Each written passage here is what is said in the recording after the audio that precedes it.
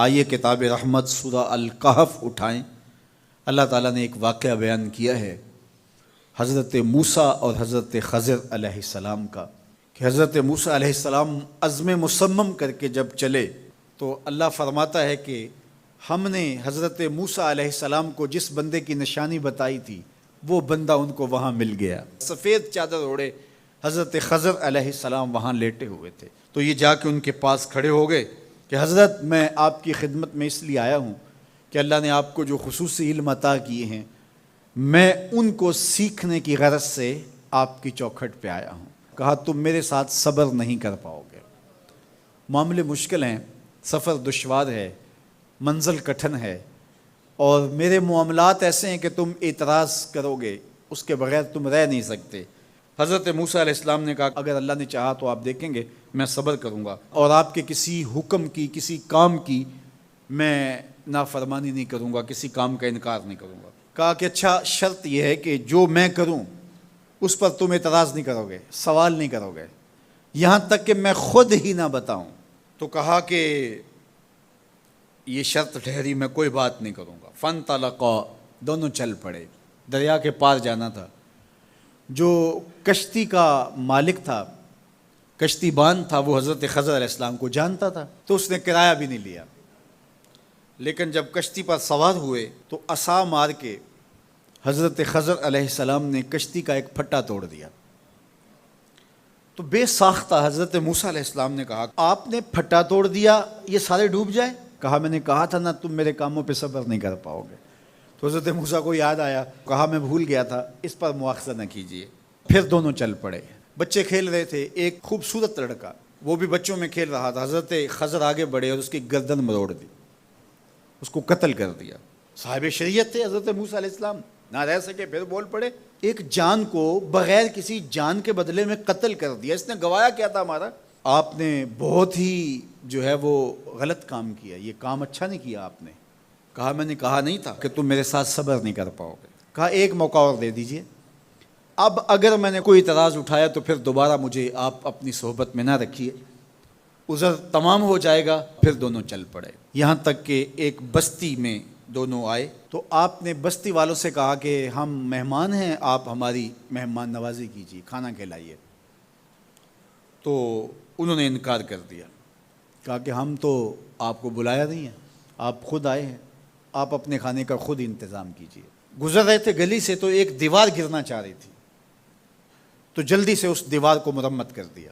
کہا حضرت ہم اگر چاہتے تو اس پہ اجر لے سکتے تھے، انہوں نے ہمیں کھانا تک نہیں دیا اور ہم ان کی دیواریں سیدھی کر رہے ہیں۔ کہا اب تمہاری میری جدائی ہو گئی، تم نے یہ بھی اعتراض کر دیا۔ تو انہیں یاد آیا کہ وہ یہ بھی اعتراض ہو گیا۔ اب میں تمہیں بتاتا ہوں کہ یہ 3 کام میں نے کیوں کیے۔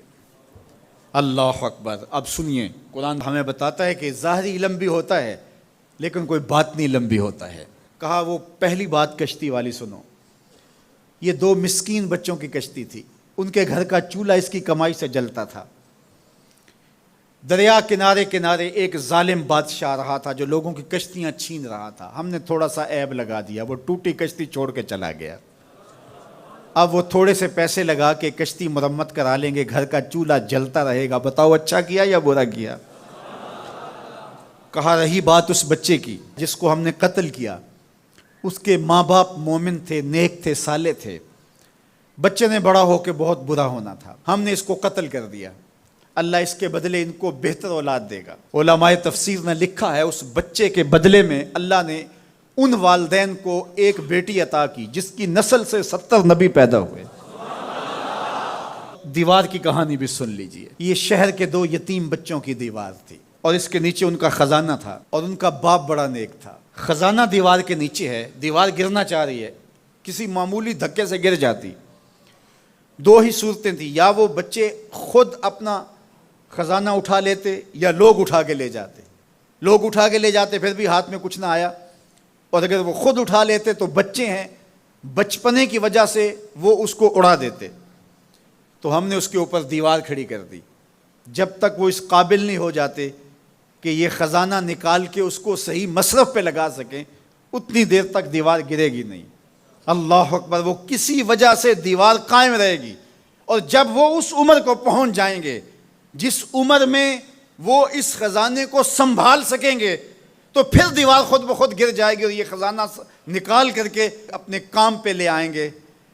میں جب پہلی مرتبہ اس کو جو ہے وہ غور کے ساتھ تلاوت کیا تو مجھے یہ لگا کہ اس کا انطباق پاکستان کے حالات پہ بھی ہو سکتا ہے، اس لیے کہ یہ بھی یتیموں کا سرمایہ ہے۔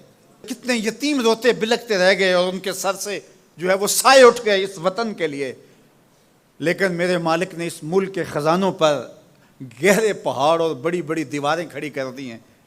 جب تک یہ قوم بلوغت تک نہیں پہنچے گی اتنی دیر تک وہ خزانے ظاہر نہیں ہوں گے، اور جب یہ قوم اپنی بلوغت تک پہنچے گی، شعوری بلوغت، فکری بلوغت، علمی بلوغت، اور رب سے جو وعدہ کیا تھا پاکستان کا مطلب کیا، لا الہ الا اللہ، جب اس بلوغت تک یہ پہنچ جائے گی، اس وعدے کی تکمیل ہوگی، پھر رب دیوار ہٹا دے گا اور پاکستان کو اللہ اتنے خزانے دے گا اور پاکستان ایسا مالا مال ہوگا دنیا دیکھنے آئے گی انشاءاللہ۔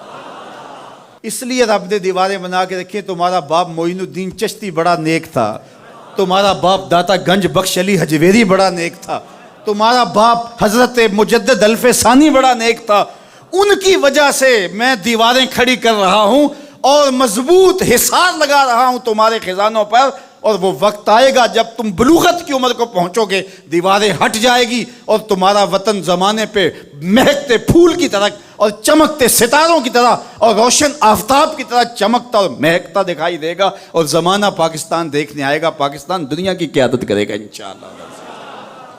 تو کہا یہ تعویل ہے ان باتوں کی جو باتیں میرے رب نے مجھے بتائی، اور یہ میں نے اپنی مرضی سے نہیں کہیں، اور جو میں نے کیا اپنی مرضی سے نہیں کیا۔